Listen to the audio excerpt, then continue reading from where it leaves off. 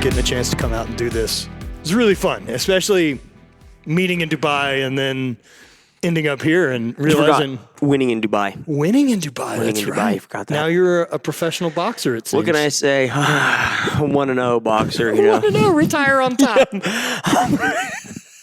They asked me, well, you were there at the end of the fight. They're like, so you're going to continue? And I'm like, hell no, I'm done. I'm like, no question. In the ring, told him. In the ring, I'm done. Was it fun? I mean, yeah. Why not stay interested? I think you're probably the same mindset is like, if I'm going to do something, I want to be great at it. I'm not going to do something to be mediocre at it. And like something like that, number one, I'm never going to be great at boxing. It's too late in life and that doesn't interest me. But like if I know that, I'm just going to box Josh or I'm going to box so-and-so, like I can see if I can outwork that person. But the amount of time to do that, to be good at that, it just takes away time from other things that I'm great at. And that you'd like doing. That I enjoy doing or I'm good at doing. Right. Don't get me wrong, like learning, I've always enjoyed learning new things. Like right now we're learning how to firearms, or we're learning this. And learning boxing was really cool and I wouldn't change it. It was a great opportunity. My wife and I were talking about that last night about, man, what a cool opportunity to be invited to go to another country. At the time, it was not supposed to be in another country, but whatever. Yeah. It got away from everyone. It was like 9 different places. But in another country, travel out there, see places, and then get in a ring with a guy that you already respect as a person and to try a new sport that no one has done before from my sport, at least crossed over.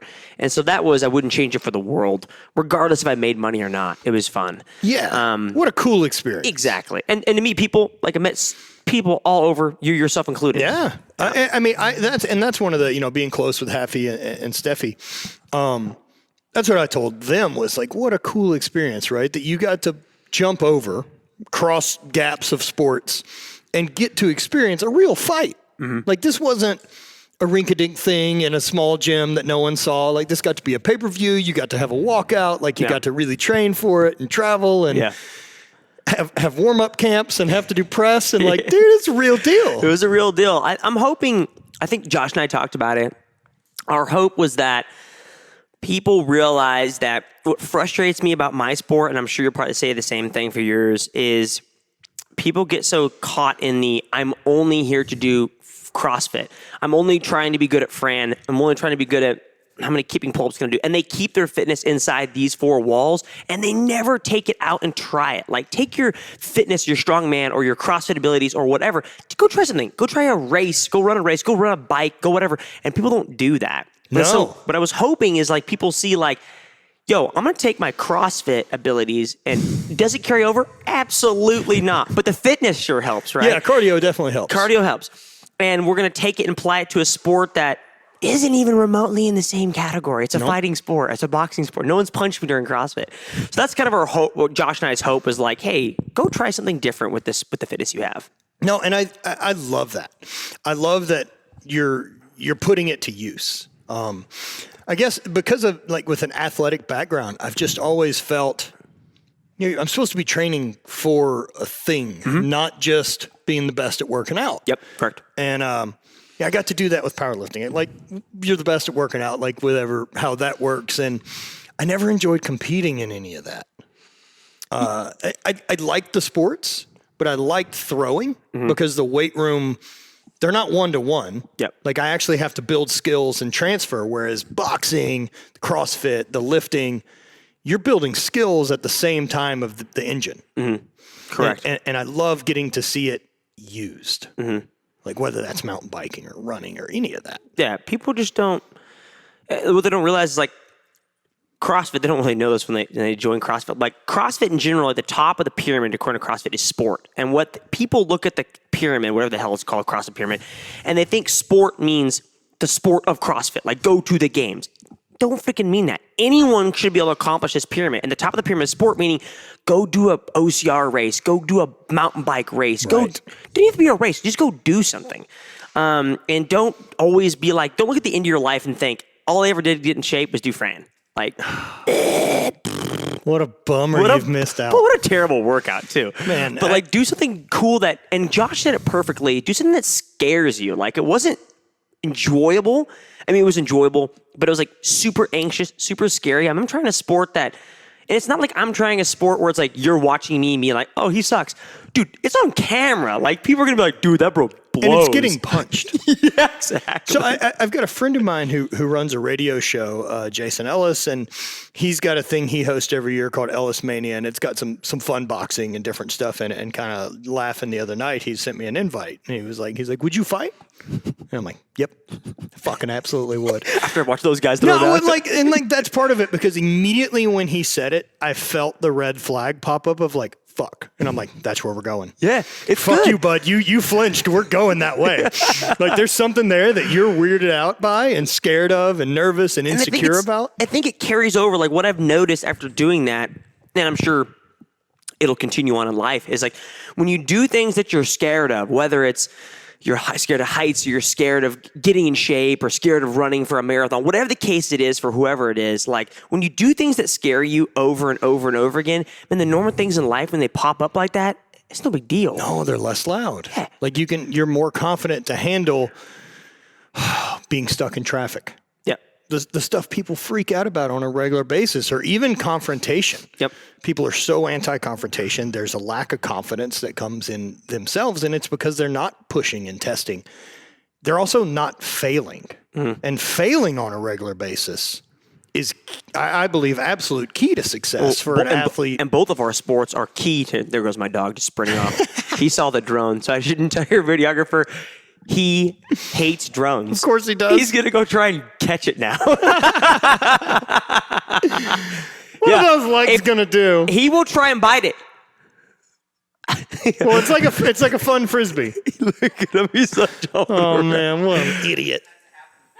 That's great. But yeah, we both come from sports where failing happens all the time. Yeah, Like, you have if to you do think it all about the it, time. like a boxer, for instance, like you learn by failing, whether it be sparring or competing, like probably doesn't happen as often, but like you and I could fail a lift 900 times a day, you know, like I could fail all the freaking time. Yeah, or take bad throws. Yeah, exactly. There's always bad stuff that can happen in our sports. And there are others too, but not very many sports can fail that often and learn from them. Well, I mean, even the stuff we did today shooting, right? Like occasionally there's a jam or any of these other things that pop up. I would also consider those are failures.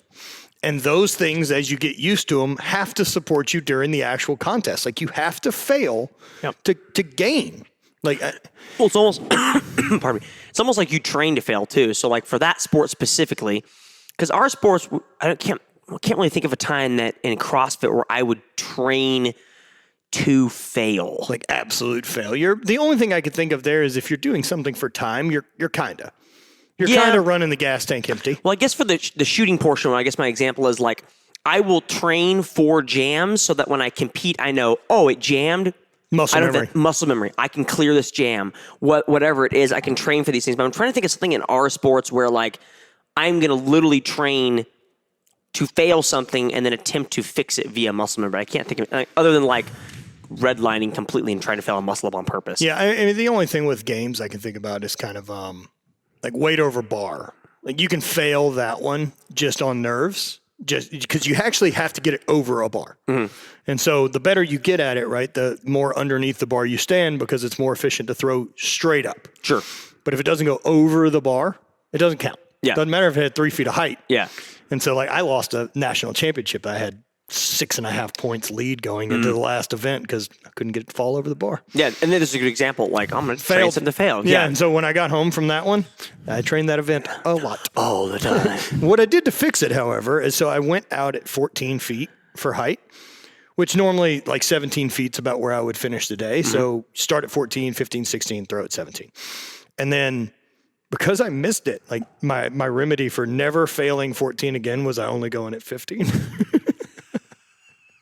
Hey, if it works, it works. I never failed at 15. I never just offered 15. So, but that's failing, right? Like, and that I think it matters. Failure is such a better teacher to prepare you for stuff to happen in the future. If everything goes well, great. Yeah, But it always have to has to train go for well. that, right? Yeah. You have to train for failure. Absolutely.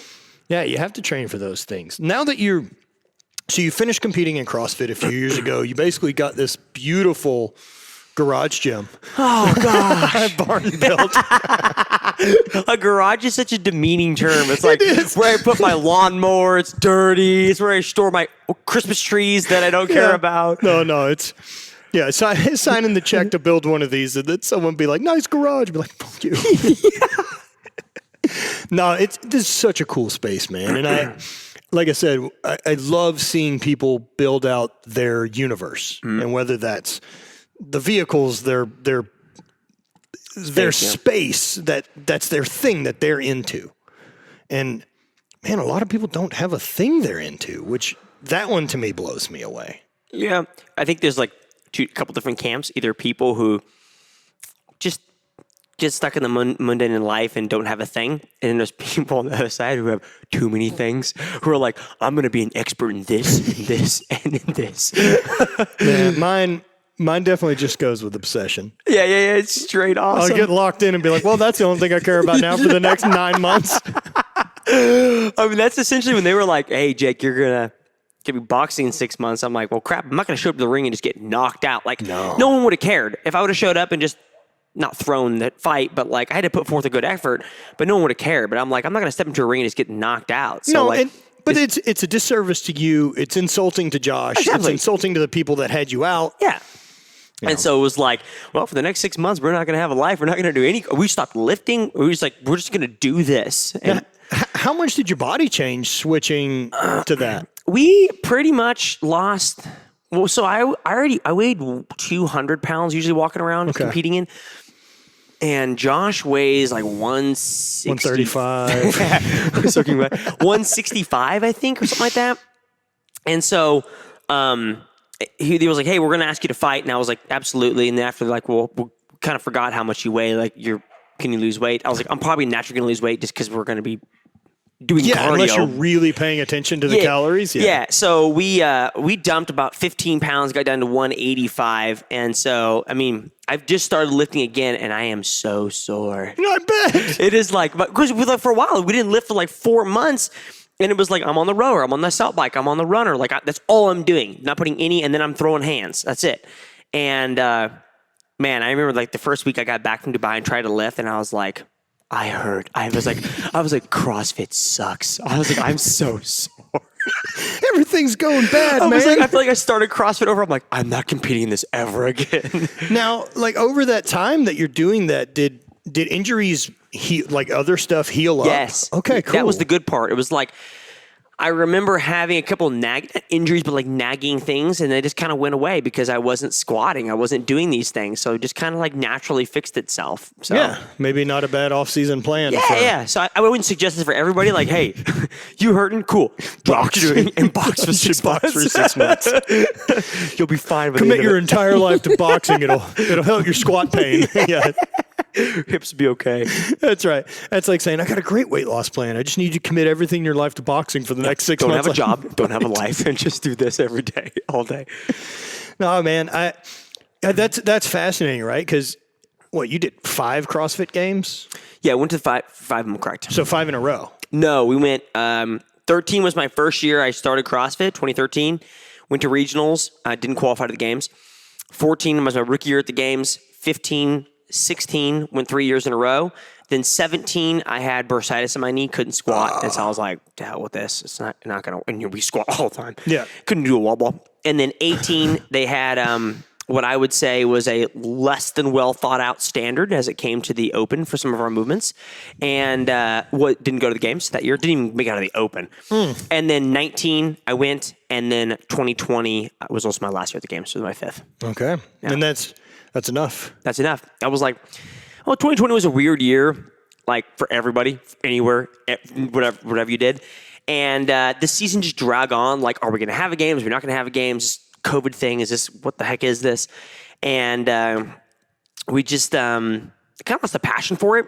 And I found other things that I was enjoying. I was enjoying having companies and doing these other things. And I kind of decided near the end of the season that I think I'm done. And so when I was done with the 2020 games, I kind of talked to the wife, and she's only ever known or been married to me since I've been involved in CrossFit. So for her, it's like, this is who my husband is. Yeah. And so I had to explain to her, like, hey, your husband's not going to be completely different when he does this. He's just going to be obsessive about something. Yeah, I'm going to find something else. Yeah, I promise this vessel will be filled. Yeah, it doesn't matter. So had that conversation, which is a hard conversation to have with anybody for anything. And so decided, hey, we're done competing in CrossFit. We're just going to focus on the other things I have in my life. But personally, I think, and I'll just speak from the male perspective, but like from my perspective, I think as a male, I needed something to compete in. It didn't have to be, it could be online chess. I don't care. But you need something to take that competitive drive and to push into something, because it's not fair for me to come home with it to my wife for any reason, or the workplace. Yeah. And decided I enjoyed fitness. Of course, I was still good at that and loved shooting. And I decided, okay, well, I'm gonna get involved in shooting and fitness kind of sport that I found.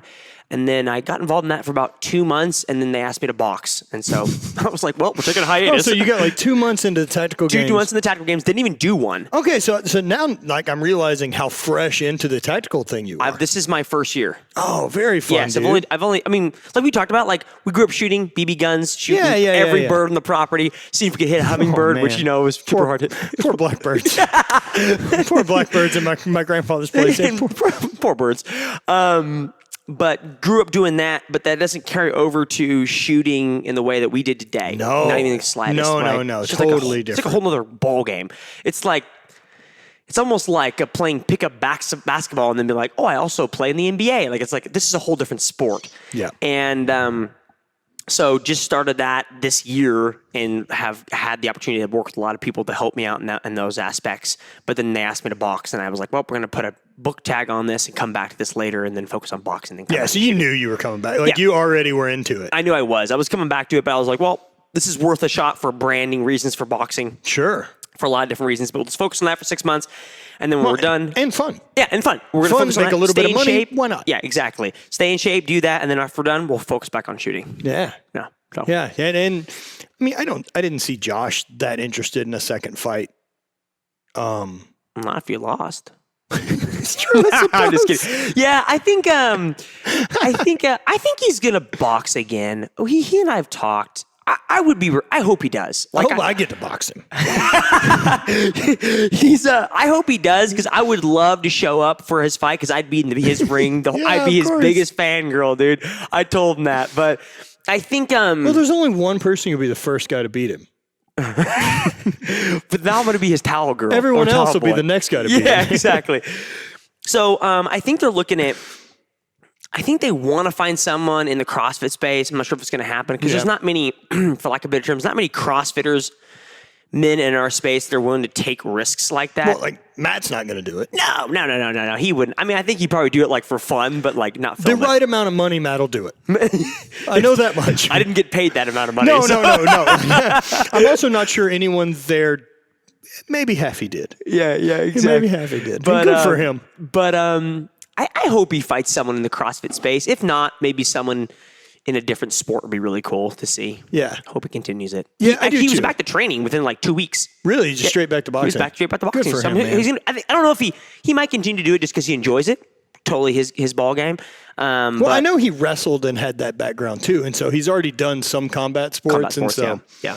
that makes sense. I got to do it just a little bit of boxing and had a ball with it. Yeah. Did you hit in the face though? No, I haven't yet. It was just pad work and bags, and so. But it's still fun. Still fun. Oh gosh, it's so hard. I also very quickly realized how bad I am at defending myself. Did you watch the fight? So were we. I'm like, oh, perfect. I have no idea how to fight anyone. Again, back to that thing we talked about, that like Dunson-Kruger effect, right? That most people who have no business believe they're capable of defending themselves in an altercation, whereas trained people are like, nope. Yeah. Go back and watch. You should go back and like search the boxing fight we did and search it on Reddit. You'll find a lot of those people. Man. Oh man, if I was in that ring, I would have freaking knocked Jacob Heppner out. I'm like, oh yeah, okay, bro. Pay your mom for rent in the basement you live in. Like, what are you doing? It's amazing to me. People still do that, right? Like they still troll or jump in and give their 2 cents. And the one like rule I got from a friend about that type of stuff, especially living in an online space and criticism when it's not asked, was you find me one negative book review from someone who's ever written a book. It doesn't fucking exist. They know how hard it is. So they just sit there and shut the fuck up and realize maybe it ain't for them. Yeah. And And that's no different than watching this. Like seeing what Heppner has done and changed his body. Complete transformation. Incredible. Yeah. Incredible amount of work, incredible amount of discipline that you guys put into that. And most people barely are disciplined enough to sit on the couch every day. Yeah. Or feed themselves correctly.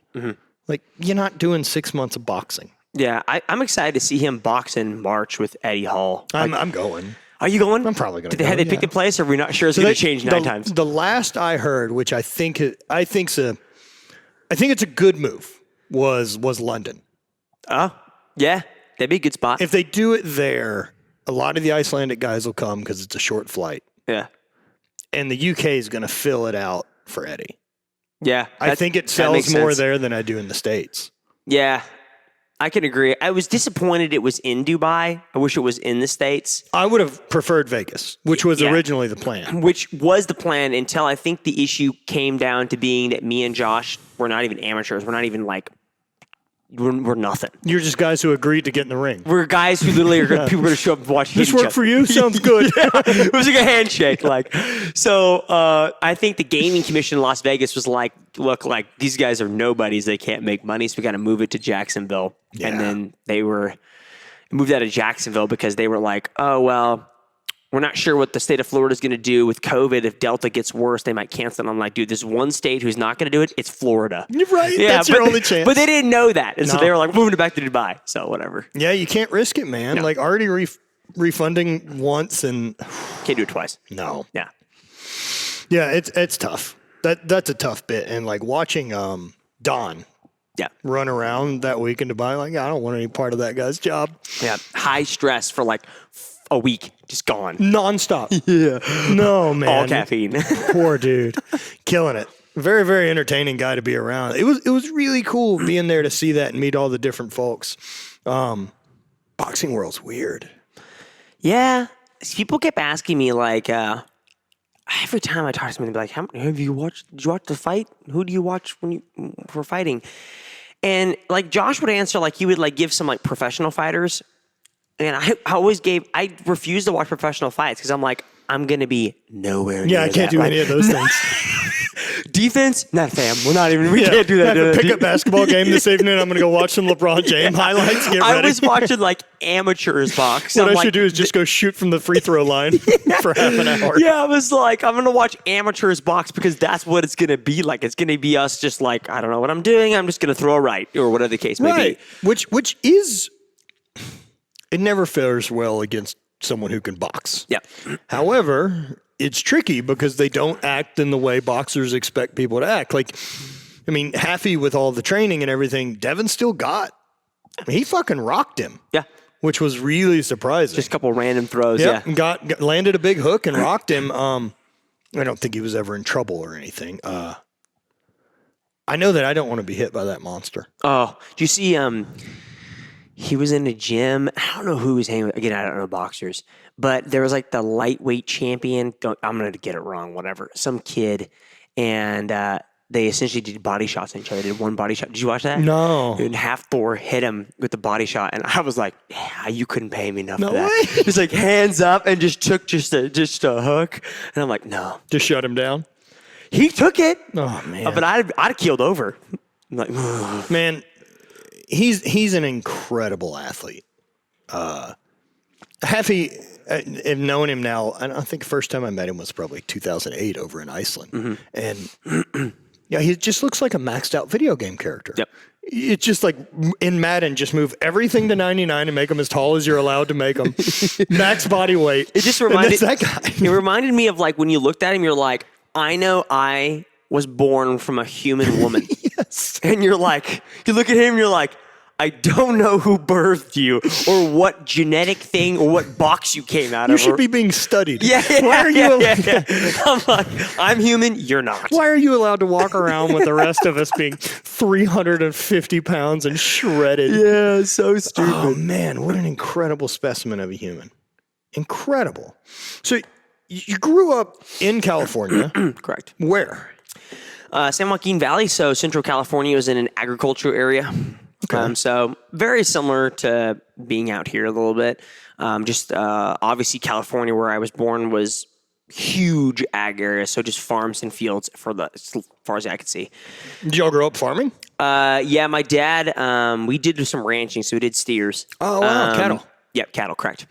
My dad managed a feed mill for as long as I can remember, and so we were always involved in ag growing up. Man. 4-H, raised pigs. And then made it out to the Midwest. And then, we moved out the Midwest, just the state. It's gotten obviously worse. California's it's pretty crappy. California's made some interesting turns. It's a great state. It's a great state. You know, the problem is, man, every time I feel that way about it. And then when I travel out there and I'm in it, and I'm like, oh, it's great. It's lovely. It's a I will great say place this, to visit. In terms of what the beauty of that state was within an hour or an hour and a half, you could get to the beach, the mountains and ski, the desert, the hills, the trees. It was beautiful. Yeah, unreal. The place is amazing. It's just gone to poop after a while. But it's supply and demand, man. There's a lot of people want to live there. There's only so much dirt. Yeah, and it was just so expensive. And so we parents sold their house at the top of the housing market. Smart move on their part, and we moved out to southern Missouri. And I think they sold 5 acres out in California, and then bought 100 acres, and then had a bunch of cash left over. Of course. It's what is this? Of course, you could take 20% more. We traded in a bad car for a mansion when we left California. Exactly. So I had a bunch of land down there, and we went to high school out here.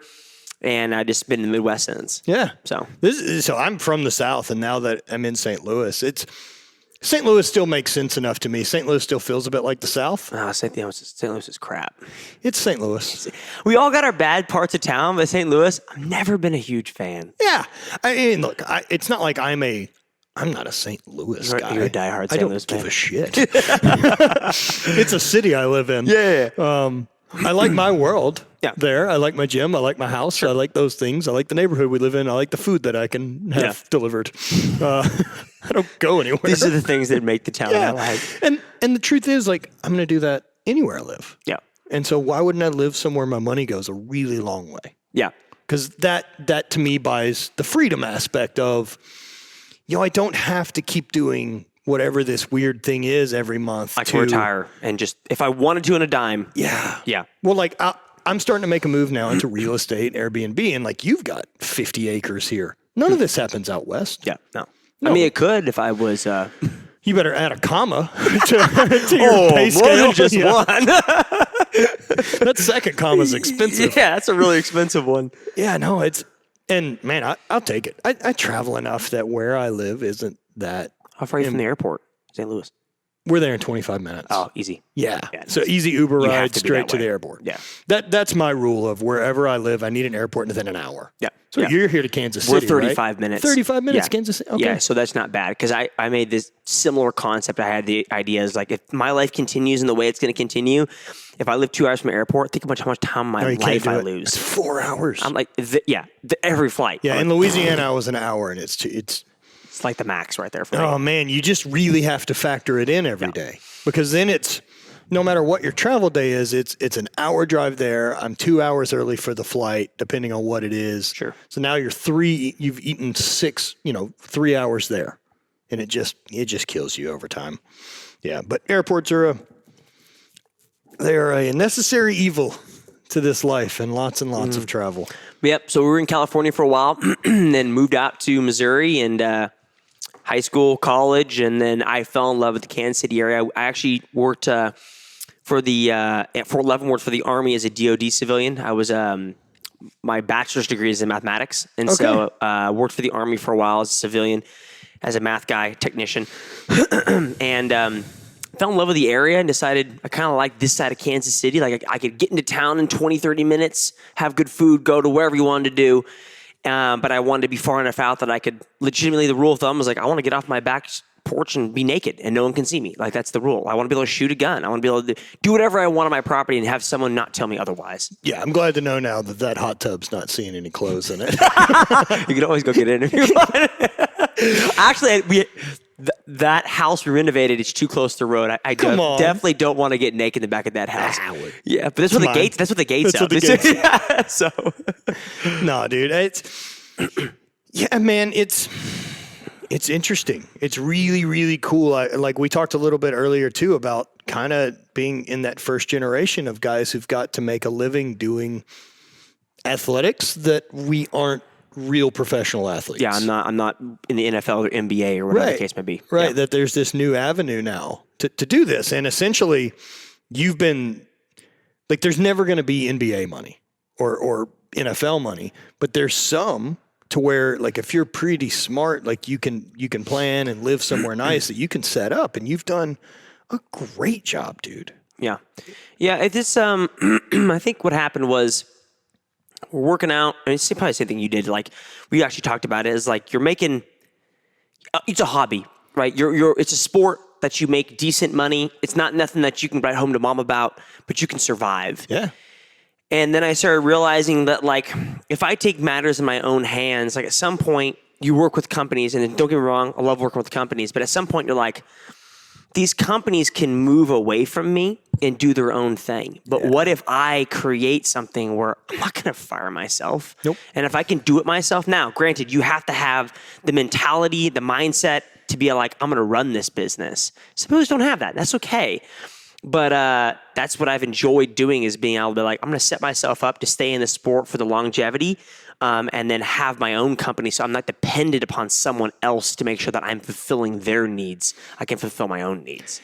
What company wise, do you have a bunch, or because I know now most of us end up with 7 or 8, like once it starts. I think I'm at let's see, so 5. Yeah, 5. I think I sold one, so 4. So we recently sold one to a much larger company, and I work for them part time now. But 4 essentially. What are your businesses? I'm always fascinated. So the basic ones that are really easy are online programming for fitness, which is great. We camps we run here in the barn and good stuff like that. Online nutrition, functional eating. We do online nutrition. Oh, so you guys have nutrition coaches on staff? Or? Yeah. So we had my affiliate, Cobra Command, down the road from me, had a really good like in-house nutrition program, and they had a lot of success for the gym members in the gym. And the one thing I noticed is they just didn't have the reach outside the gym. And so we kind of worked together, and we're like, let's just kind of tool together and spin it up and get it outside the gym, and it's done fantastically well. And we have a couple full-time, a couple part-time coaches that are able to, from my perspective, and I'm sure the same way, is like I see enjoyment in seeing people being able to accomplish their dreams and have their goals and do them. So for some of the people we have on our team, they're like, man, I would love to make this much and quit my job and do this full time because I want to help people. Being able to help them do that and become financially free is awesome. Dude. Because like for us, like it's not like I'm saying like we are financially free, but I've got to do what I want to do. I've got to accomplish something in a sport. I now want to go do something else and give back to people that are involved in my sport, and being able to help those people be able to quit their job that they freaking hate or be able to pay off a debt that they have had forever is fantastic. Dude, it feels the best. Yeah. You're like, man, so when they come to us and they're like, man, so you always ask them, well, what do you need? What do you want? And they're like, well, this is not what need, but what do you need or want to be free from whatever it is that you're entangled with? And being able to see them accomplish that is super cool. That's for sure. It's been really cool getting to do that and just, I don't know, man, help affect people's lives. Like, yep. I mean, Brant for one. I mean, who got better at shooting pistol today, by the way? No, yeah, better. fantastic left-handed shooter. Yeah, and it's been really cool, like feeling that effect and kind of not only that, like I love the constant challenge of problem solving that comes from owning businesses, and there are a lot. It's nonstop. Dude, I have a coffee company. I have an apparel brand. Yeah, we have the podcast. I do online training. Yep. With Daily Destroyer, that program. and then there's sponsorship stuff, which is its own thing. Which is its own business, and then your LLC. Oh, you own a screen printing shop now. I think that's probably. So yeah, you deal in a lot of tangible items. I do now. I'm trying to go the other way, man. I went the opposite direction because I didn't. No, it's great. You don't have to ship anything. It's brilliant.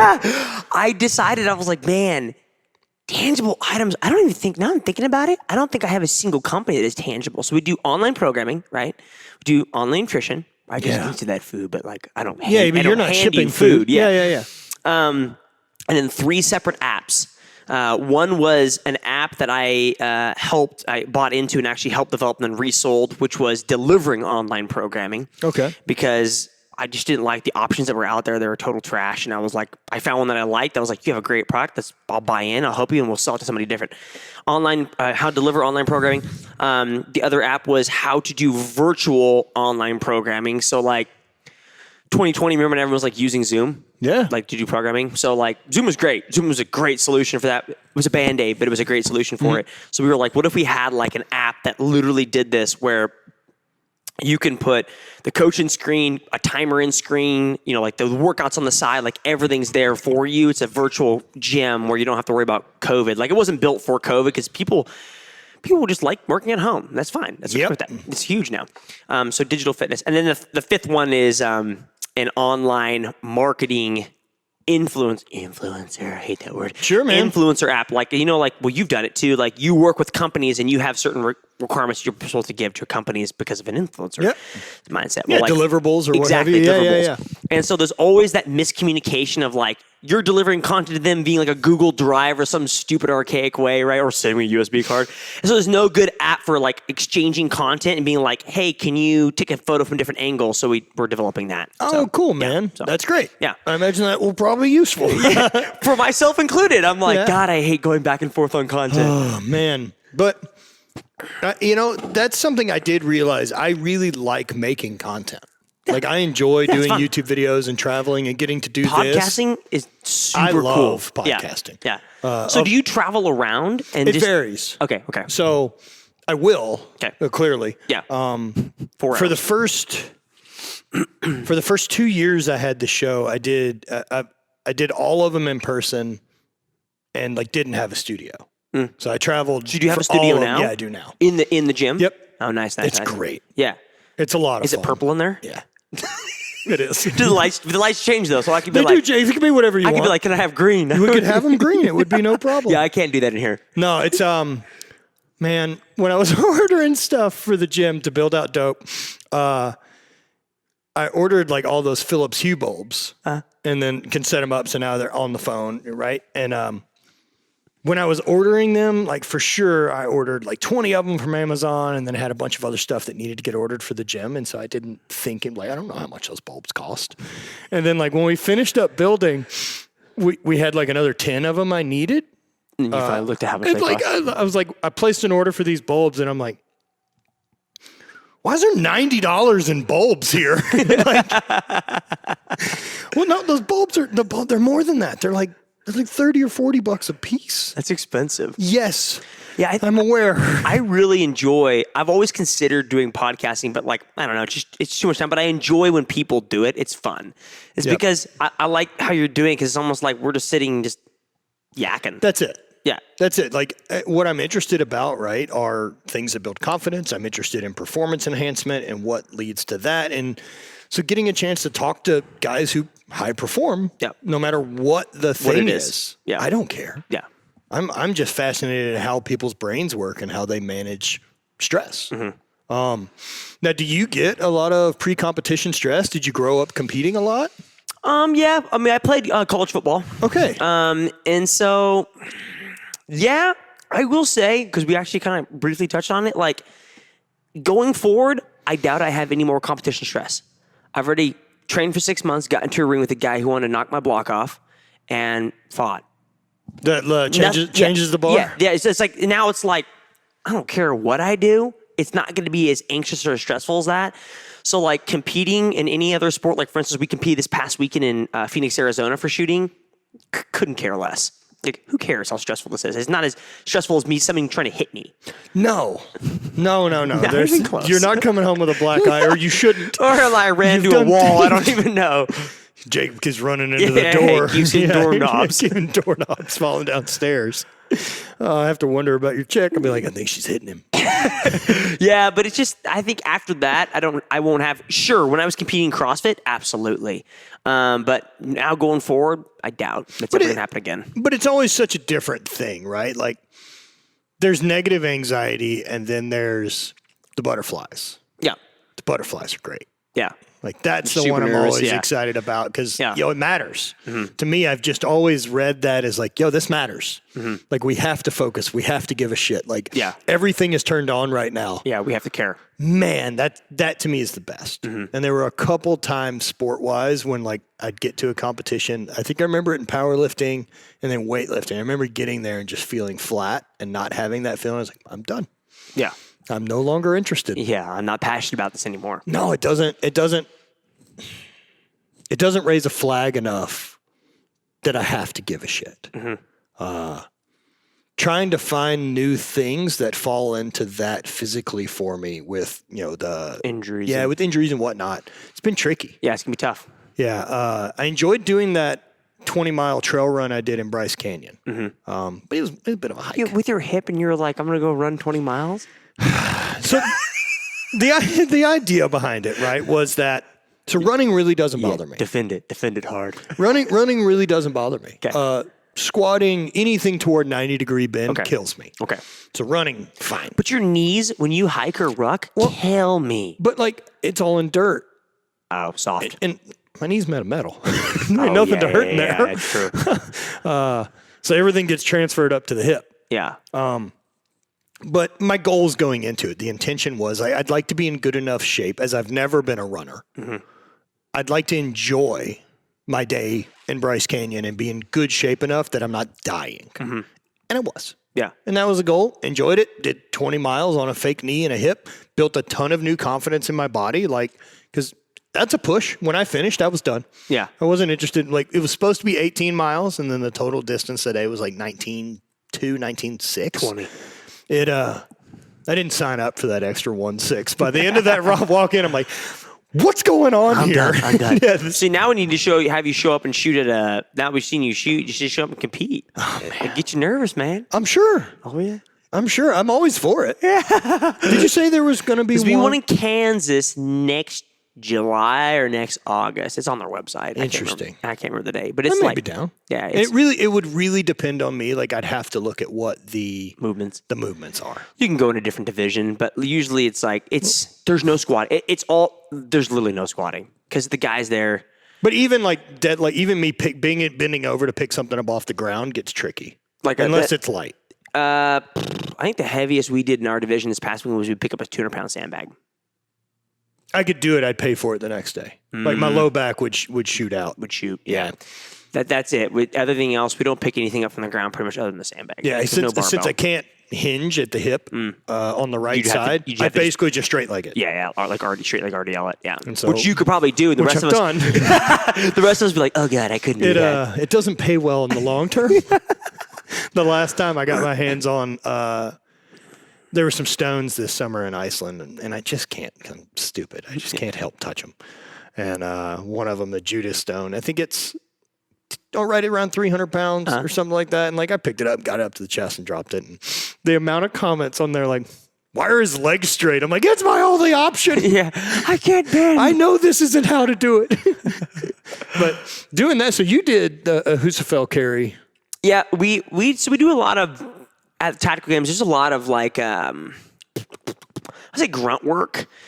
It's essentially Those will get you out of breath quick. Yeah. It's essentially a lot of non-skilled movements. Like you're gonna see, anyone can show up and try it. Like we're gonna run, anyone can run. Yeah, they're not going to have a max clean. No. They're not going to have no gymnastics, no body weight, no nothing. It's going to be sandbags, sled drag, sled poles, pick up stone carry, pick up a Husafel stone. But the Husafel stone, again, they're using are just like the plastic filled with water so that they can change weights for each division if they need to. Do you ever mess around with any like the heavy carry stuff, like Husafels or any of those? No. Like normally? So I've done the real one. Yeah. That one's in Iceland. It's awful. It's awful. It's just a stone, right? Dude, it's a stone, and it's you walk it around a goat pen. Yeah. So that's the legend. Yeah. Is this girl, the farmer's daughter, carried it around the goat pen. She now gets paid as much as the farmer's sons. Yeah. And that was the deal. But the stone's 407. Oh, It's terrible. no. And it's just way. out in this field. Like no one's there. It's So how cold. many laps? Just one. Just one. Just one lap. It's maybe 50 meters. You're here. Yep. And it's just laying there on the ground. It's currently there on the ground. No one takes it. No, why would you? Where's it going to go? You're on an island. You going to ship it? This is my carry-on. Yeah, what would you do with that thing? I got really uncomfortable one year over there, and I knew I was going to try it the next day and had a friend with me, but they had Iceland's Strongest Man and were using it. And rarely, which they never move it from Husafell anymore, they moved it to the location to do Iceland's Strongest Man. So like I'm talking to Helke, one of the guys who does strongman over there. And I'm like, hey, we're going to do this tomorrow. When are you guys going to have it back? And he's like, oh, why don't you guys just take it? And I'm like, nope. I'm not taking your legendary national stone and carrying it or having any chance of bad happening on my watch. I just can't do that. Yeah. But man, really, really tough. That carry from that position is really hard. Yeah. So the weight we're using is nowhere near that. So like 100 pounds, 120 pounds. Yeah, what we were doing. Yeah, I don't remember exactly, but you didn't have to carry it here. You could throw it over your shoulder. Yeah, ram with it or whatever. Yeah. I love getting to do that, man. The stone stuff around the world has been fun to do. Cool. Yeah, that type of stuff. Now getting to, did you get to compete overseas, do any fun stuff CrossFit wise that you got to? Yeah, I've competed in France. I've competed in Australia, and I've competed in China, Brazil. Wow. I've competed all over, I feel like. So like after you finished playing football in college, right? Because I did track and field, and kind of once that college football thing or college sports end, yeah, you're done pretty much. And I really expected, I was like, cool, hobbies. Which was going to be mountain biking and other stuff from that point on. I never thought there'd be this other sport that gave me international travel. Yeah, and that's what I always tell people is the beauty of CrossFit is because like even playing college football wasn't fantastic at it. I was always the fittest guy out there and enjoyed being in shape and being able to be like, yeah, I can't run a route like you and I can't catch a ball like you and I can't defend like you, but man, I'm in great shape. I can do this all day and do whatever you want me to do.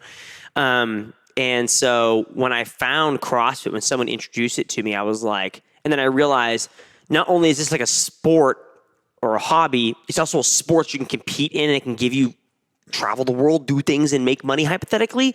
I quickly realized like, this is it. Even hypothetically, it's like, okay. Yeah. I remember telling like at that time, just my friend who is now my wife, I'm like, I'm going to do this. Like, this is what I want to do.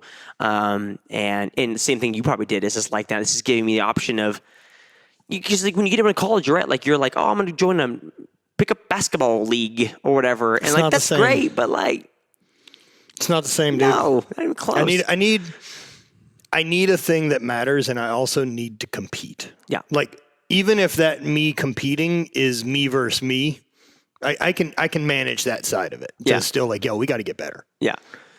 But yeah. Luckily, I found that quickly. I'm sure you have the same story. It's just like I don't have to compete in pickup leagues and mountain biking. I can do something that's like structured. Yeah, and has a season. I've done adventure races. I've done all kinds of stuff. Yeah. Since I got out of college, but yeah, Highland Games, strongman. Once I got into strength sports, that's where it was a really good fit. Now I will probably weasel my way back into endurance-y things as I'll be terrible at them.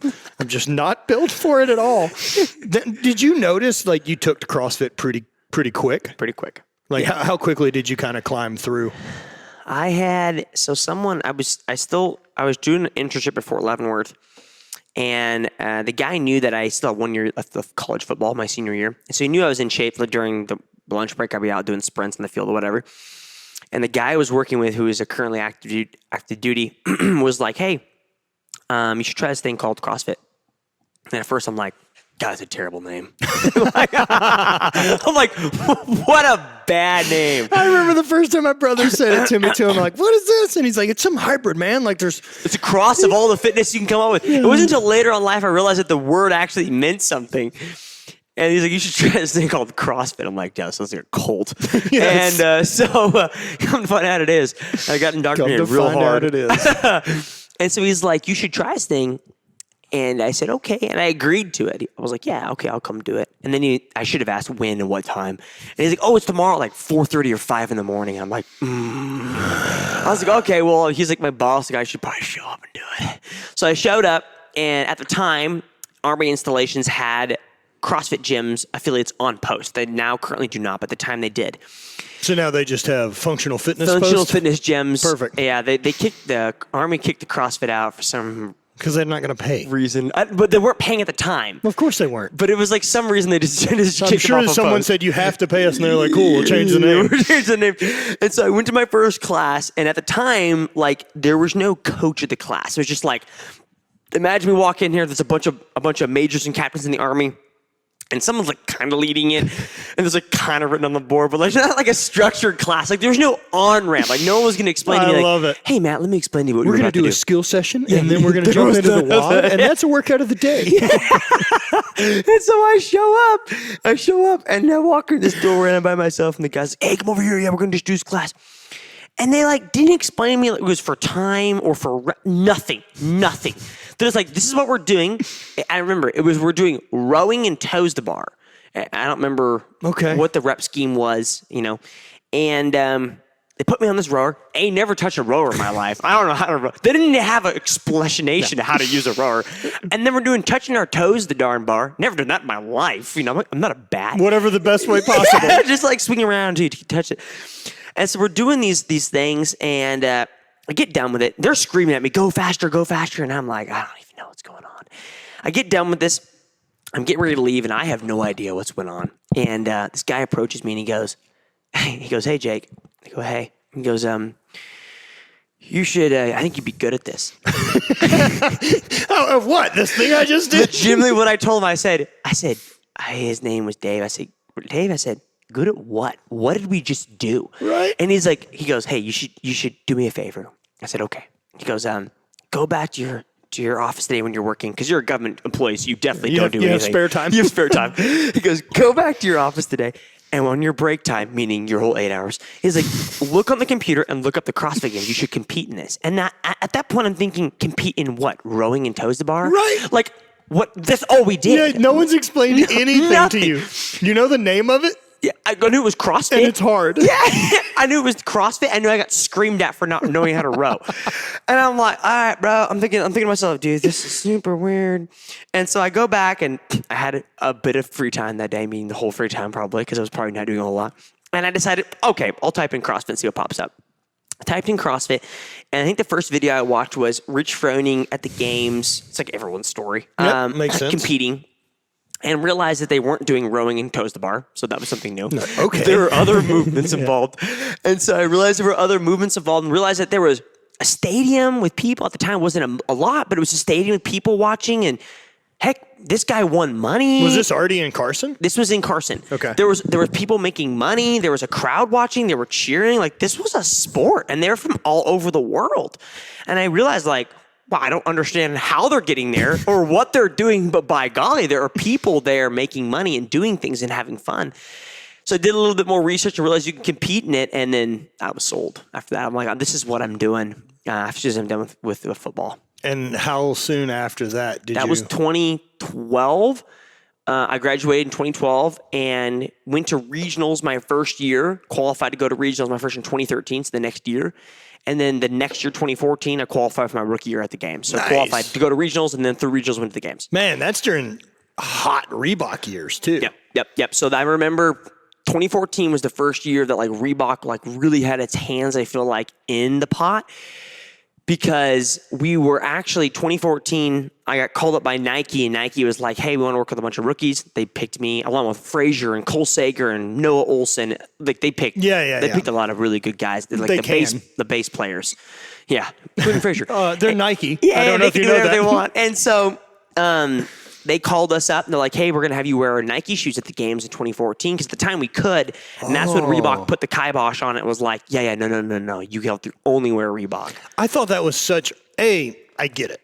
Yeah, sure. I get it as Reebok. You know, if you're writing that check, you want everyone. I'm saying everything. Everything's Reebok, yeah. But they also, you guys got hooked up with gear. Yeah. Like when you got to the games, the amount of gear was rad. It's a lot of gear. The only issue is like, I don't care about the gear as much, but like the shoes to me was like, I ran these shoes. I trained these shoes are broken in. So what we would do is we would go out and buy Reeboks like months before the games to break them in. Because I'm not going to show up and run 5 miles in new shoes. No, that's a terrible idea.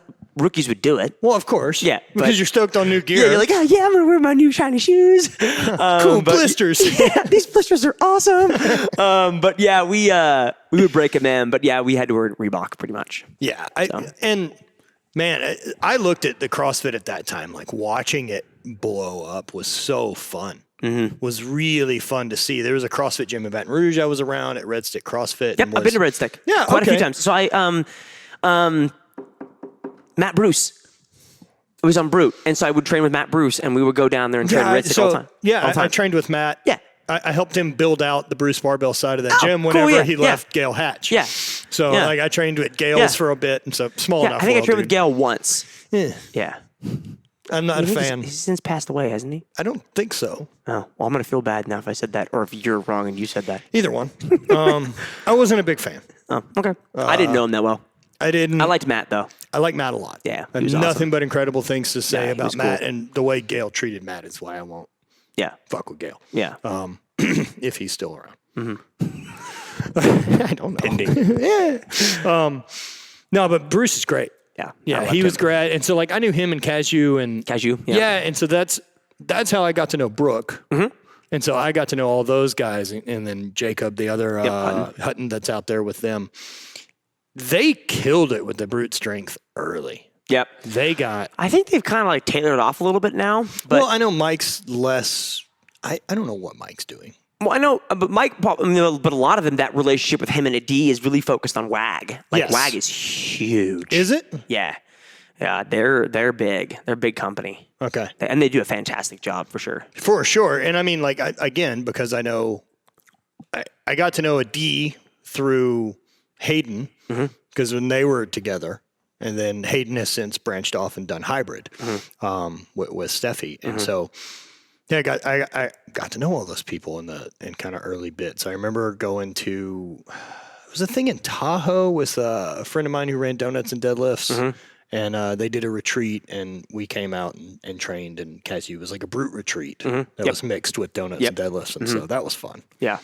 Yeah, there were good people who ran and started Brute. I think most of them are still there. But yeah, my coach was Nick Fowler, who was out of Salt Lake City. And then they had Nick Sorrell. Nick Sorrell from Louisiana. Yeah, dude. I visited him. He was a genius. He was like a doctor or something. Dude, he's a doctor. Smart. And then I remember getting really drunk with him in a hot tub. Yeah, they were good dudes on Brute. I liked, and then that's how I got to know Conway, Adrian Conway through Brute. And then, of course, they obviously won the year of the teams, so that was really cool to see. Man, they've done well with FNX. Man, I know that they're sending marketing emails, but I get an email every once in a while. It's like, Adrian Conway, hey, I'd like to talk to you about sponsorship. I'm like, we know each other.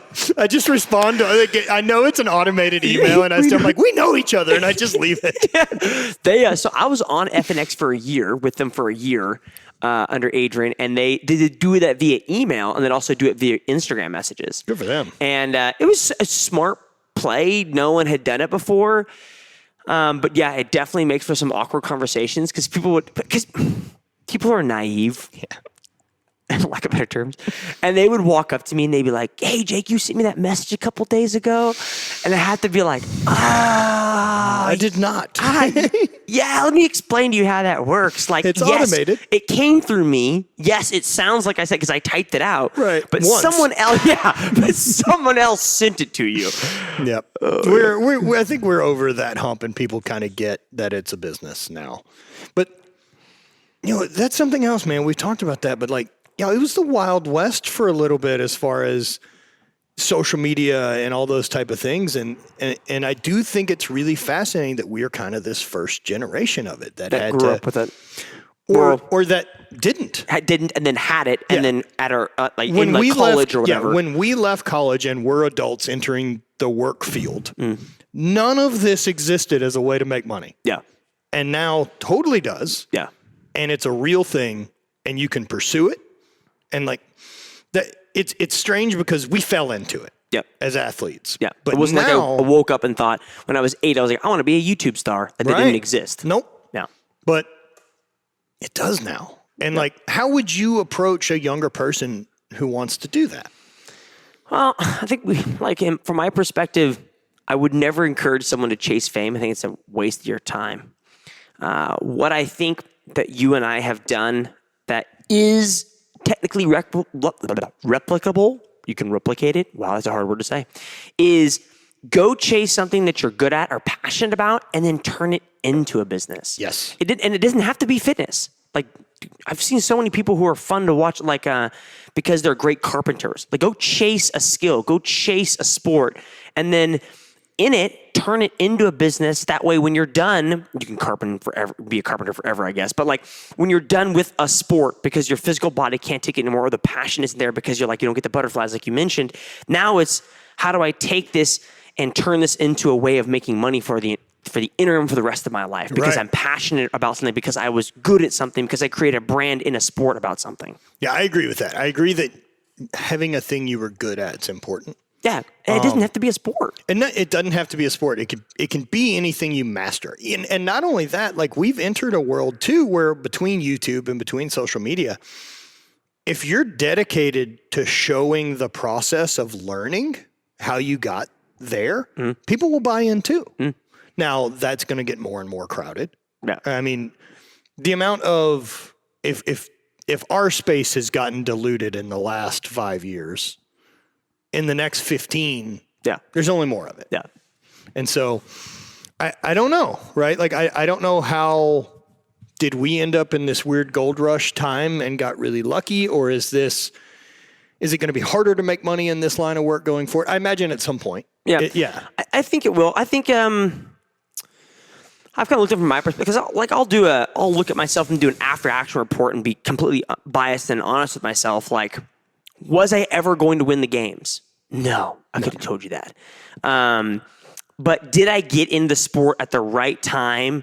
Absolutely. Like, it was somewhat early. I wouldn't be considering myself a Chris Spieler or someone who came in early in the game. Well, they also didn't make any money.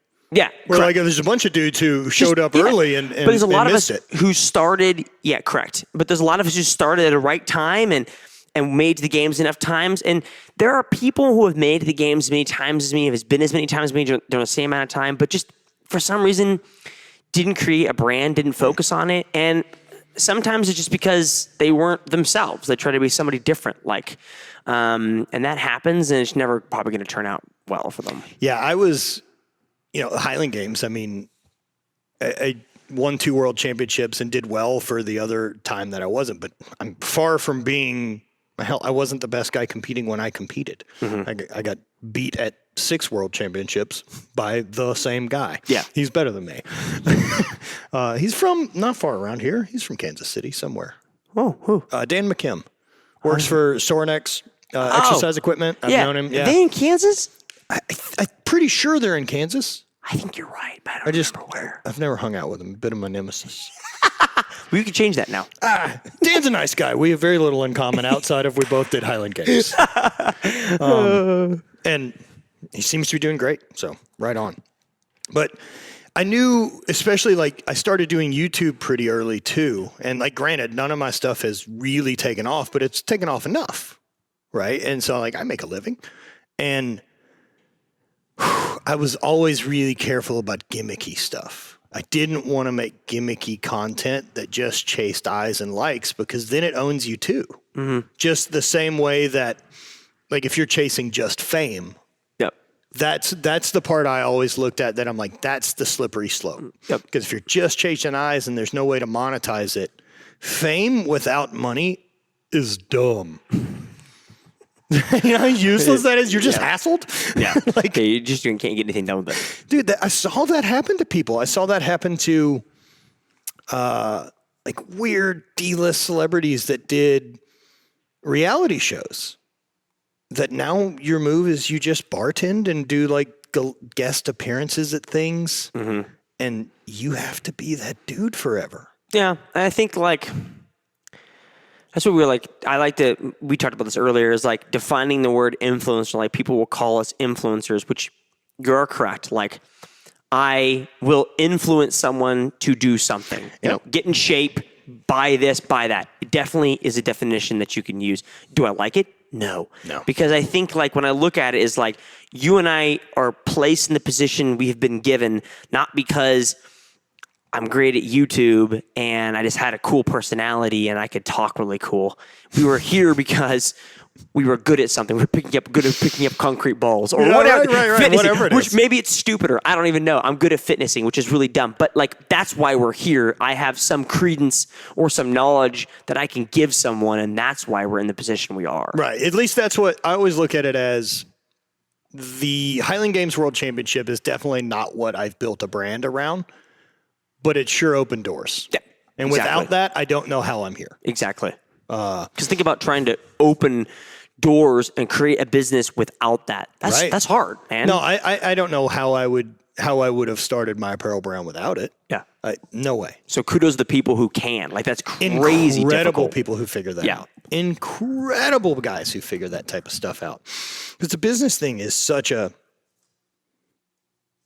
oh man, there's just so much alchemy, it feels like, to it, of like, try this and then pay attention. Did that stick? If it does, do more. If not, do less. Yeah, it definitely helps, like, when you come from a sport, or because you and I are staying usually in our respective sports with the companies we have. Yep. And so it helps that we have a name in that sport to be like, oh, Matt started this company, or Jacob started this company, and we're not going to start companies we're not passionate about, because usually we'll be in a sport we'll realize, well, I could do that better. Right. Like I could definitely do that better than you guys. I could make a better shirt, or I could make a better program. I didn't like any of the apparel that existed in strength. Yeah. And so I wanted to make my own, and then it's just and that's how all good companies start. Out of hand. Yeah. Oh gosh.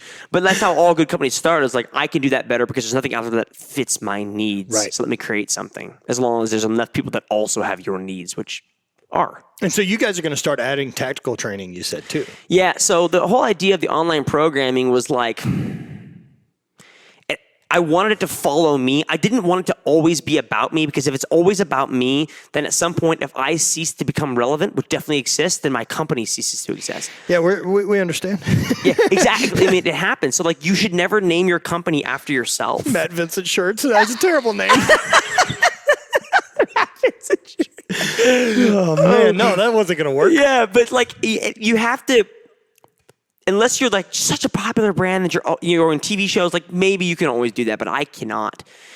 And so the programming that we do through CrossFit worked, and I did it, and it still continues to work. And now we have a 15-year-old girl that I train every night in the barn that won her age division at the games. Oh, that's and is right. Whomping and she's from around here. Yeah. I need to have her on the show. Dude, she's amazing. And so she started with me when she was 9. Wow. Well, the reason gonna stunt her growth. I don't know if you're aware. Hey, at this rate, roll with it. Let's do it. Right. But it wasn't like I had a 9-year-old roll into my building. That'd be just kind of creepy. No, it's a strange move. But like, her sister was 3 or 4 years older than her and had qualified to go to the games, and so she showed up to train with me. And so she at like 16. At like she was like she was. I think she was like 14. Her sister was like 14. She qualified to go to the games as a teenager. Again, they have a teenage division. Yeah, That's so teen division. We have 14 to 15, 16 to 17, and then 18 to 34 is the division I was always in. And so she qualified to go to her games at 14, her older sister. And so her sister would come train with me, and she was like, oh, can I bring my younger sister along, who at the time was like 9? And so I was like, yeah, sure, whatever. Like, here's a PVC pipe, go in the corner, like, figure it out. And then she just always, her sister went 14, 15, 16 to the games. And so her sister, Olivia, just always kind of tagged along. And so now it's Olivia's turn to go compete. Just rip it. Wow. Just stupid. Yeah, I remember when MMA got popular. And I remember one of the things, like when the UFC had really started gaining some steam, that they were talking about, like, we're starting to now see people that trained MMA. Yeah, exactly. And that's what we're instead of just exactly. You're starting to see people who are like, oh, I didn't just like do weightlifting and do gymnastics and then found it, like Frazier or like me or whatever. Or Rich. Yeah, or exactly. Any of these guys. Now you're seeing people who are like, no. At 9, I started CrossFitting, and like, what? Like, you're gonna see some freaks. Like, she beats me all the time. Like, we've legitimately done workouts where like I'll use heavier weight, but like she will row or bike the same calories as me and still get off the same time as me. Oh man! I'm and like, if that body weight is so much effort to outrow, So yeah, she's really good. So she won the teenage division at 15 and just smashed kids. And she'll go as a 16-year-old and a 17, but we might see if we can qualify her to go straight to the games as an individual before. Can you skip the teen if you want to? You can. You can just enter They open. did that this year. Yeah, we had the first time we had 2 females, Mal O'Brien and Emma Carey, I believe are their names, and they both qualified as teenagers, like 17-year-olds that could have went through the teenage division. They qualified, absolutely. Sure. But they actually qualified to go to the games as individuals, and so they decided to do that instead. How'd they fare? They did. I think one of them was top 10. Top 10. Yeah, did well. That's so crazy to me, freaks, right? man. Of course, and it has to be that because I don't understand how you would. Because look, the people going to the games at this point have been in it to win it for a long time. Yeah. So it's not like there's a weird difference. I think you're going to see it from the human perspective. If we're looking at like sex and gender, like I think a female can do it a lot easier, but I agree with that. The males just No way. need a few more years. Like, Well, it's the same reason you can go from high school to the NBA. Yeah. Because it's not as physical. You can't do that in the NFL. Yeah. You can't skip those 4 years of the weight room that come in college. Yeah. We've seen one male get close to doing that, but I think we're going to see a lot more females do that. Just level, because they've been doing it for freaking 10 years since they were 9. Right, right. They've got just as many years of experience as we have. Yeah, there wasn't a CrossFit for me to go participate in as a kid. That would have been awesome. Yeah, it would be fun. Dude, I did gymnastics. Oh, yeah. Like really young, and then soccer and whatever normal sports all the way through high school. Yeah, man, like I think that would have been a rad fit.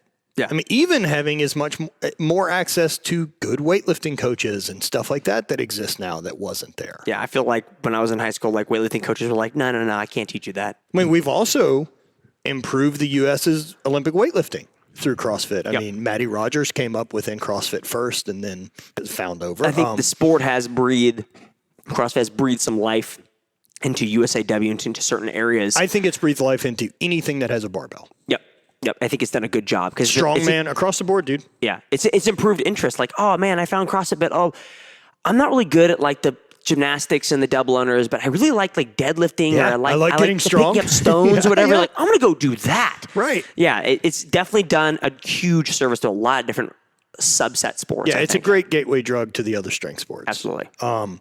For sure. And seeing that side of like the CrossFit stuff and then the elite level that's in that sport, now that you did college football and have been around mutants, proper mutants. And I say that because like playing Division I sports or any of that, like you get to see some other caliber athletes that like normal people just don't ever get to see interact with anyone other than super mutants. And so like watching the NBA, for example, like you don't realize how crazy baby giraffe all these people look like because they're all the same height. Whereas you go to a game and you're like, I don't understand how any of these people are able to walk around and run. They're 9 feet tall and look like they're made of scaffolding. And so like, I think about like some of the super freak athletes I know, and I've had people talk to me and think like, oh, you're kind of a freak. I'm like, you don't know freaks. Yeah. You don't know any of those people. And I think you're going to, like we're talking about, we're going to see that pop up. You're going to see people look at the records that are held now, like, this is a really fast Fran time. This is a really fast mile time, whatever sport. Kids that grow up doing this are going to smash those records. They're going to make it look stupid. Dude, the sub 2 hour marathon that got broke this year, that's so wild. I couldn't keep up with him for 3 minutes. No, dude, if you get up on there, so that's a 13.1 average speed. Like, that's full gas for me. Like, I'm full sprint, can't talk to anyone in the room. But yeah, I'm excited to see where the sport goes. And we actually had one of the camps we actually had before the games this past year in 2021 was invite only available to teenagers that had already qualified to the games, with the intention of bringing them in the building, having them meet other teenagers, because you know how teens work. Like, they want to sit in a corner and be a wallflower and not touch anybody. Like, and I want to make sure you go to the games and you're like, oh, I know that guy. I've been to camp with him. I know that person. I have friends now.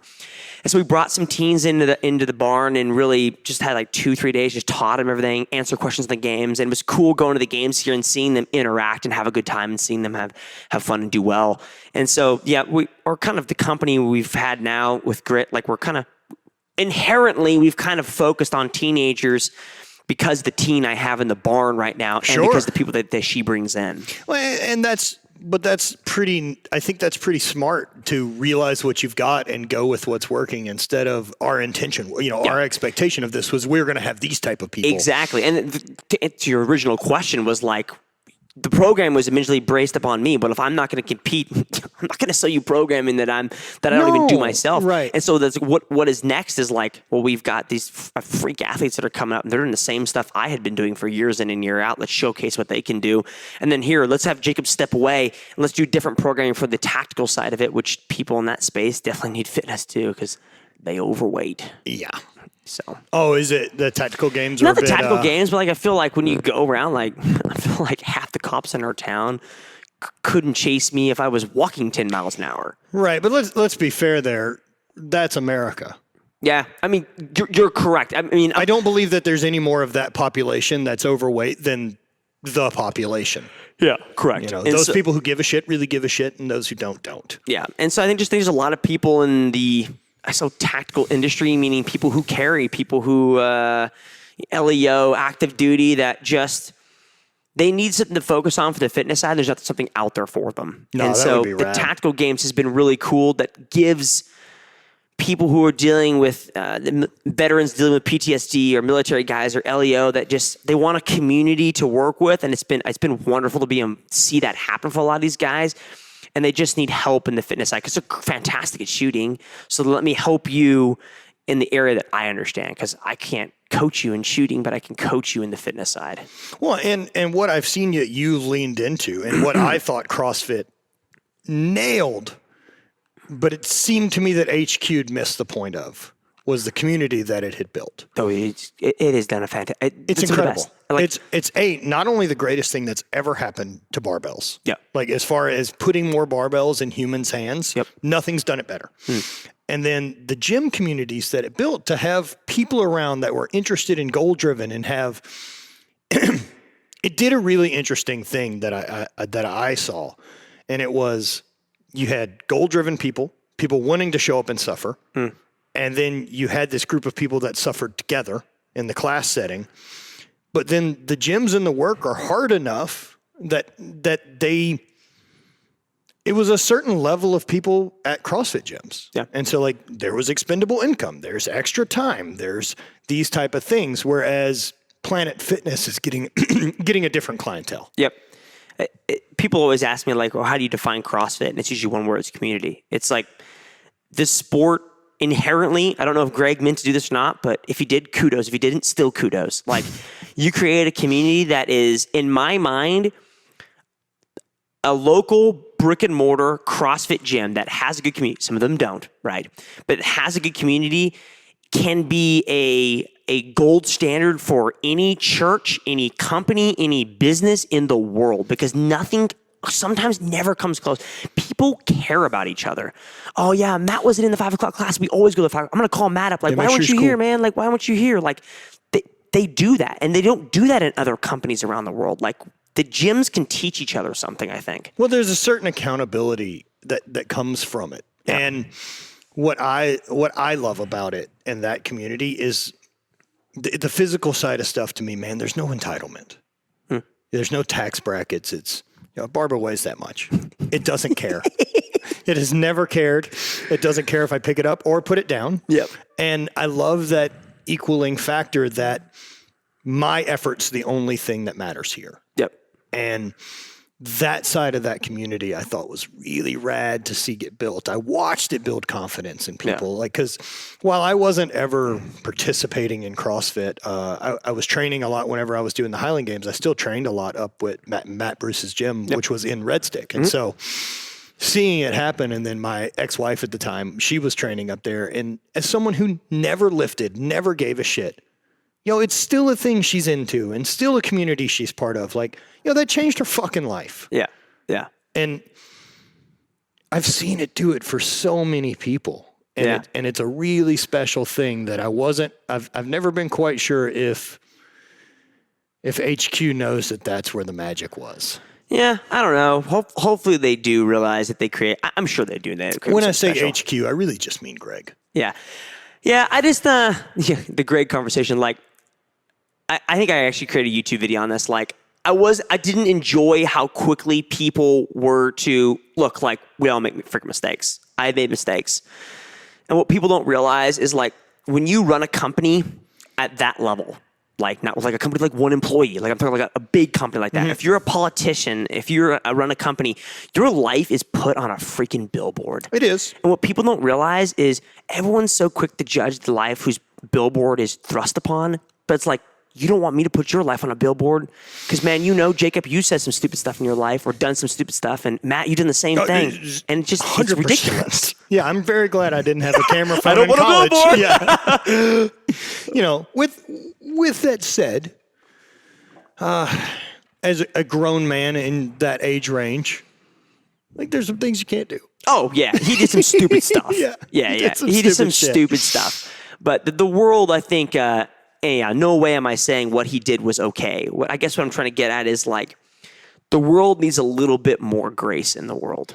Empathy's not our thing. Yeah, grace, empathy, however you want to say it. Like we're quick to cancel somebody, say, "Oh, Matt, I saw what you did 5 years ago. Like I'm gonna tank your clothing brand." It's like, what, dude? What? That's a thing that makes me really nervous, and not like on a personal thing, not like for my own stuff, but like as a culture and as us going forward, it makes me really concerned that if we don't have any empathy and grace for people to be able to say like, "Oh, I made a mistake. Yeah, I'm really sorry. Let's not do that anymore." Yeah. Even weirder to hold someone to the fire now for something that happened 10 years ago that they already have been in trouble for. Yeah. And learned from. Yeah. I mean, we saw it with Kevin Hart, yep. Any of these other type of things. And if we're going to be a culture that doesn't allow people to make mistakes and say sorry, because people are going to make mistakes, this trickles up to our politicians, and so they'll lie to us instead. Yeah. Because we've told them that's better than telling us the truth. We'd rather you lie. Yeah. And then we kind of figure it out later, and then the news is so screwed we don't know what's real. Yep. I totally agree. And that bums me out, man. It makes me not want to have kids. Oh, I'm out of that window. You can still have kids. Nope, I got it cut. I got it snipped up, dog. I'm free to go. Yeah, I guess I should clarify. It doesn't make me not want to have kids. It makes me look at it and think, man, hopefully something changes. I don't think I'm in the position to change something, but hopefully something changes. But in a world that has no empathy, it has no grace for you to make mistakes. And now, look, if you make a mistake and you're like, I don't give a crap, I'm going to keep going, then you deserve what comes down the pipe, those repercussions. For sure. But the world is so quick to judge and not forgive someone or say, yo, dude, I get it, man. Let's fix it and move past it. No, And we've continued to see it within politics, and I think that trickle up and the trickle down of it, we just don't accept people making mistakes anymore, and so we'd rather them lie to us. Yeah, I think that's a real bummer, and I don't know how that looks in 10 years. I think we should probably correct that as quickly as possible and be like, like a realistic thing is, I don't think. I mean, granted, all of our presidents have been 70. Yep. For a bit. But like if we have someone who now is 50, 10 years older than I am. Sure. He sent a nude somewhere. Or she. That's how you know look why? At it. Yeah. Because they own a phone. Yeah. And because 100% of people who've owned phones since they've lived with them their entire life. He was in college when he had a phone. Yeah. He's made that decision. I see what you're saying. You're saying like the people we get now, hypothetically, if we stay away from 7-year-old presidents for at least the next 10 years, someone we have elected into office is going to have a background that you can easily find via Google search. And we're going to have to accept it. Yeah. Because no one's going to be good enough. That guy didn't know he was going to try to be president when he was 17. Yeah. I mean, or we hold him accountable at 17. Like when you were 17, did you send a nude to a girlfriend? Like, yep. Or I was going to say, just like we talked about, these teenagers that are growing into the sport, you're going to have someone who's like, you're going to be the 57th president of the United States. No cell phones for you, and stay off the internet. But that's even scarier that they get bred into that thing from early. I think we look at politics like, I don't care what people think about my political beliefs. I am no political expert whatsoever. Either. I disagree with everything currently going on. But I just think like, man, you know what would be fantastic is just like a great reset button. Like, let's just freaking hit this big old red reset button. Everyone currently in office, like, why can't we go back to politicians that couldn't make money? They were elected because they cared about the country, not because they cared about the paycheck. Now, I get that people need to make money. I understand that. But, like, people make too much money in politics, in my mind. Like, you need to be able to reset, kick everyone out of office. Let's vote people in. And what's wrong with we voted them in. Yeah, sure, but I guess you're right. But like, I don't want them to be I want them to run for the country because they care about the country, not because of how much money they can make. That's a tough one, right? Because money's still super useful. Well, sure, it's a absolutely. Great resource. Somehow we figure out a way to pay these people, but it's not. I don't want people running for office because they only care about the money that they can make. Because, okay, or let's throw this at you. What if it paid 10 times as much and we actually got our best and brightest followed it? Yeah, that could work too, I guess.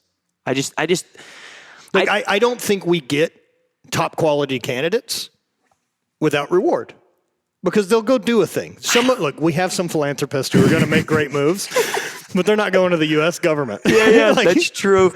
I don't know. I just personally think we just need to reset and start over. Like, I feel like we're so divided, whether it's divided because of media or divided because of, like we should teach debate in school. Like, we need to have people understand that, you and I probably don't agree on a couple different issues. I would imagine. I guarantee it. Being that we're humans, I would say. But I mean, it doesn't mean like I'm going to be like, freaking Matt came to my house. I can't believe. I hate that guy. I can't believe. I'm going to shoot about back and bury him in my 50 acres. But like, people, like, it's a great example. I've used this example a few times. We talked about it earlier. Had a guy during COVID. COVID hit. He was in his senior year at college. College was canceled. He lived nearby, and he hit me up. He's like, "Hey, dude, I do video photography work. I also like do CrossFit. Like, can I come work out with you and like trade for you?" And I was like, "Freaking absolutely!" Yeah. Showed up, spent some time with him. Quickly realized, in a non-bad way, that dude went to an Ivy League school. Freaking smart as all get out. And he and I do not agree politically on a lot of issues. But what people don't realize is they sit behind these stupid TV screens or phone screens, and they think because we disagree politically or whatever on something, that we have to be mortal enemies. This guy and I, he was my photographer at boxing. He's fantastic. He's awesome. I love having conversations with him.